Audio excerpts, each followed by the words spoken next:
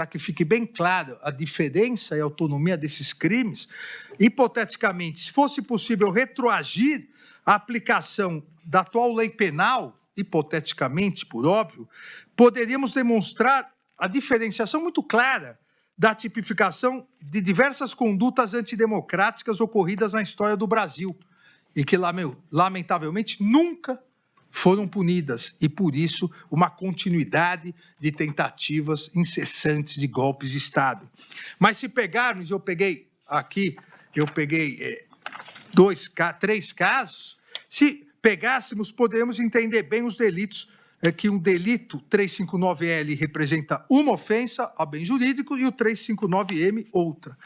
A noite da agonia ocorrida no Rio de Janeiro, na madrugada de 12 de novembro de 1823, seria tipificada como crime do artigo 359L, abolição violenta do Estado Democrático de Direito, pois, por determinação do imperador Dom Pedro I, o exército invadiu o plenário da Assembleia Constituinte, prendeu vários deputados, inclusive José Bonifácio de Andrade Silva e seus irmãos, que posteriormente foram deportados.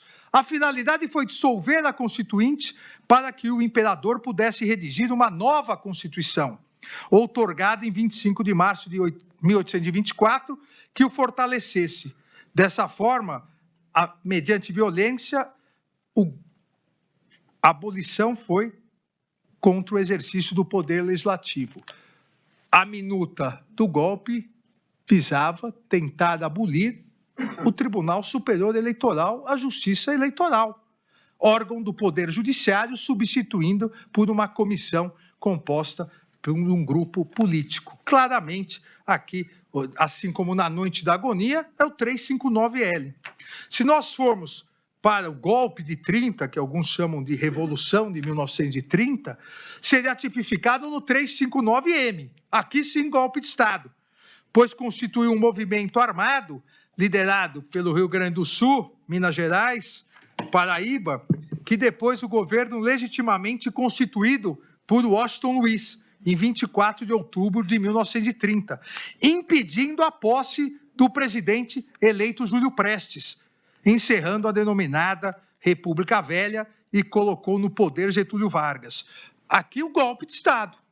Ministro Alexandre, e em 32 foi o quê? Uma revolução. 32 foi a Revolução Constitucionalista, onde o Estado de São Paulo, farto dos abusos antidemocráticos do golpe de 30, conseguiu a promulgação da Constituição de 1934. E lá em São Paulo nós temos o MMDC, os 4 heróicos estudantes paulistas. E o feriado de 9 de julho, certo. Aqui, uma observação. Na história do Brasil, o único presidente da República eleito pelo voto que foi impedido de tomar posse foi Júlio Prestes. Os demais caíram em golpe. Ou seja, aqui é um golpe de Estado, um golpe que acaba com o final do mandato e impede o início de um outro mandato. Tanto no primeiro caso, Noite da Agonia, quanto no segundo caso, Revolução de 30, obviamente, por terem sido consumados, jamais qualquer pessoa foi responsabilizada. Evidentemente, exatamente por isso, os tipos penais têm a elementar, como já disse, tentar.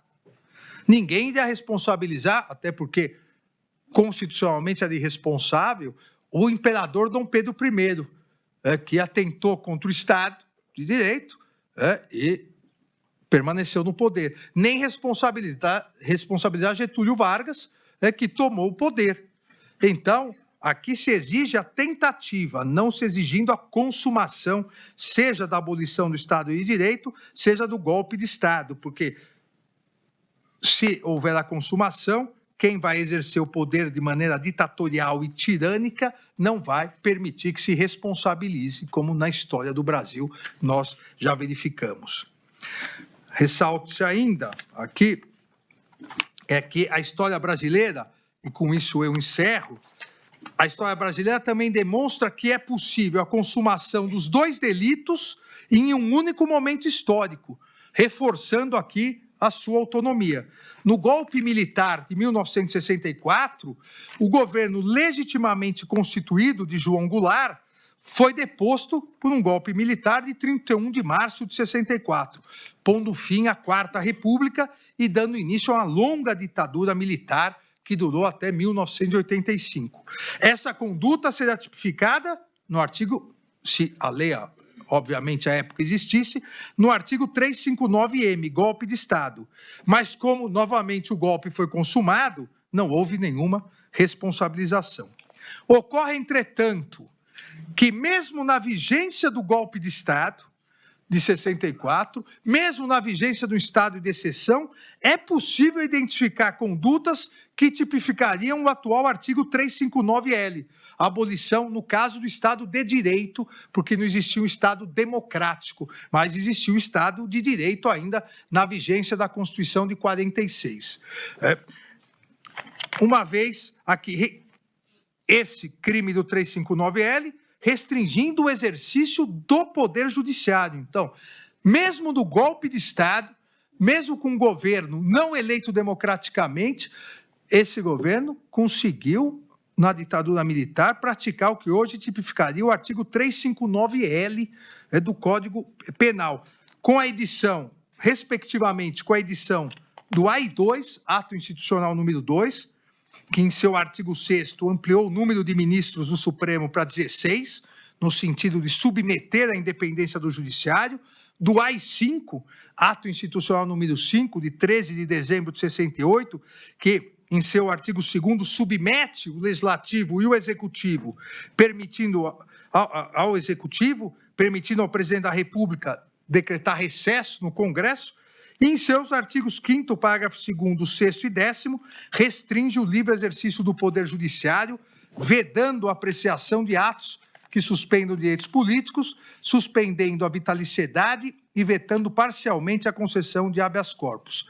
Além do ato de 16 de janeiro de 1969, com base no AI-5, onde a ditadura militar, para restringir a independência do Poder Judiciário e seu livre exercício, aposentou compulsoriamente os ministros desse Supremo Tribunal Federal, Vitor Nunes Leal, Hermes Lima e Evandro Lins e Silva. E, em solidariedade, o ministro Gonçalves de Oliveira renunciou ao cargo, aposentando também o general Perry Bevilacqua do STM. Vejam, nem democracia era um Estado de Direito, mas as condutas típicas, elas configurariam hoje a abolição do Estado de Direito, porque impediam o livre exercício do Judiciário e do Legislativo. São crimes autônomos cujas condutas, descritas longamente, demonstram a possibilidade de concurso material. Diante de todo exposto, voto no sentido da procedência total da ação penal para condenar os réus Almir Garnier Santos, Anderson Gustavo Torres, Augusto Heleno Ribeiro Pereira, Mauro César Barbosa Cid, Paulo Sérgio Nogueira de Oliveira e Walter Souza Braga Neto pela prática das condutas de organização criminosa armada, tentativa de abolição violenta do Estado Democrático de Direito, golpe de Estado, dano qualificado pela violência e grave ameaça contra o patrimônio da União e com considerável prejuízo para a vítima e deterioração do patrimônio tombado, observadas as regras de concurso de pessoas e concurso material. Em relação a Jair Messias Bolsonaro, pelas mesmas infrações já descritas e a imputação específica de liderar a organização criminosa. E condena o réu Alexandre Rodrigues Ramagem pela prática das condutas de organização criminosa armada, tentativa de abolição violenta no Estado Democrático de Direito e golpe de Estado, deixando de analisar as condutas cuja ação penal foi suspensa pela resolução número 18, 2025 da Câmara dos Deputados. É o voto, senhor presidente.